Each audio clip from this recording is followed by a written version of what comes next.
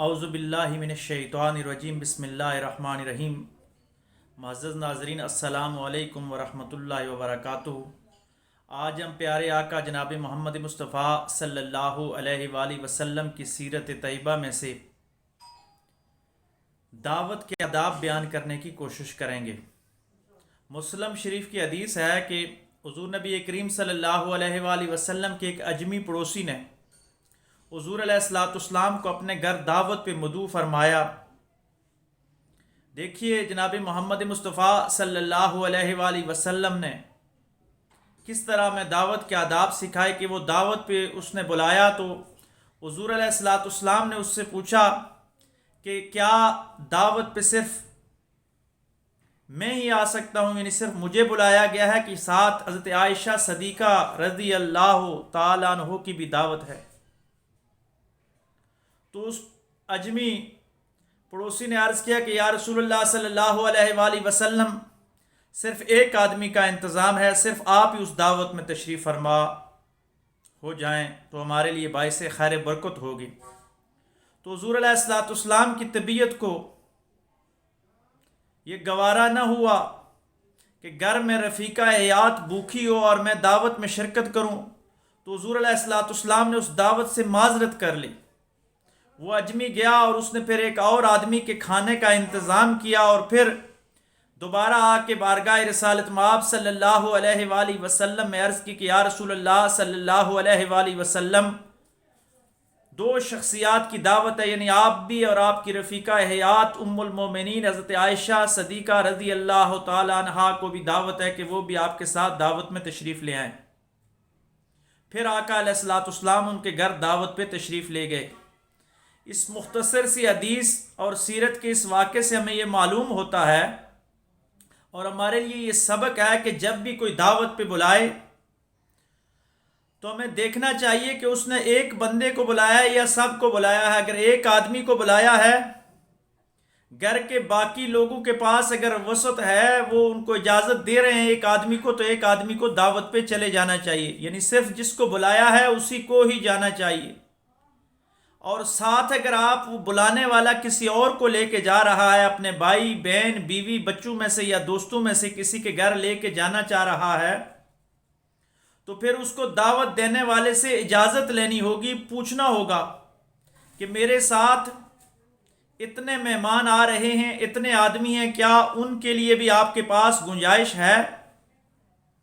اگر وہ میزبان اس بات کی اجازت دیتا ہے تو پھر آپ اس کے گھر دوسرے ساتھیوں کو لے کے جا سکتے ہیں۔ اور یہاں جو میزبان ہوتا ہے، دعوت دینے والا ہوتا ہے، اس کو بھی شرم و حیا نہیں کرنا چاہیے، بلکہ اس کے لیے بھی آقا علیہ السلام نے ایک ایسا سبق دیا ہے کہ اگر اس کے پاس انتظامات ایک آدمی کے ہیں تو وہ معذرت کر سکتا ہے، وہ کہہ سکتا ہے کہ صرف ایک آدمی کی دعوت ہے، میں ایک آدمی کی دعوت کر سکتا ہوں،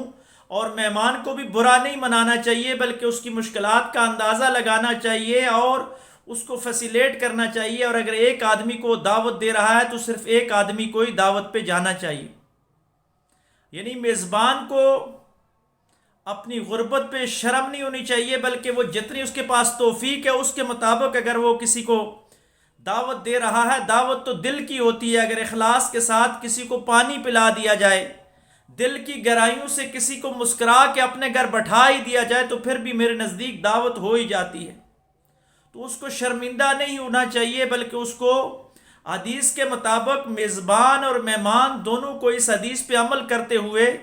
دعوت دینے والا بھی دعوت کلیئر انداز کے ساتھ دے اور دعوت قبول کرنے والا کو بھی کلیریفائی کر کے اور معاملات طے کر کے جانا چاہیے۔ دیکھیے حضور نبی کریم صلی اللہ علیہ وآلہ وسلم کی زندگی کتنی جامع زندگی ہے کہ آپ کی زندگی میں ہر قسم کے معاملات طے کرنے میں انسان کے لیے آسانی ہو جاتی ہے۔ بدقسمتی کے ساتھ ہمارے معاشرے میں آج کل شادیوں پہ،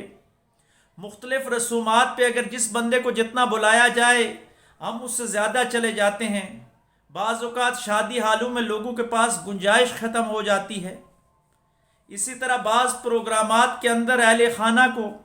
شرمندگی کا سامنا کرنا پڑتا ہے۔ تو دعوت اخلاص کے ساتھ ہونی چاہیے اور جتنے لوگوں کی بھی ہونی چاہیے اس کے مطابق ہی مہمانوں کو اس محفل میں جانا چاہیے۔ اللہ तबारक व ताला हमें प्यारे आका जनाब मोहम्मद मुस्तफ़ा सल्लल्लाहु अलैहि वसल्लम की सीरत ताइबा पे अमल करने की तौफीक अता फरमाए और ज़िंदगी के हर शोबे में सुन्नत मुस्तफ़ा सल्लल्लाहु अलैहि वसल्लम को अपनाने की तौफीक अता फरमाए। इस देखिए सुन्नत में कि हुज़ूर अलैहिस्सलाम ने एक ये भी सुन्नत हमें सिखा दी कि आप किसी के घर दावत पे अपनी रफ़ीका हयात को लेके जा सकते हैं। ये भी हुज़ूर अलैहिस्सलाम की सुन्नत होगी। यानी हुज़ूर अलैहिस्सलाम ने अपनी रफ़ीका हयात को घर भूखे नहीं छोड़ा। और दूसरी तरफ मेज़बान के लिए भी ये आसानी कर दी कि अगर उसके पास गुंजाइश नहीं है तो वो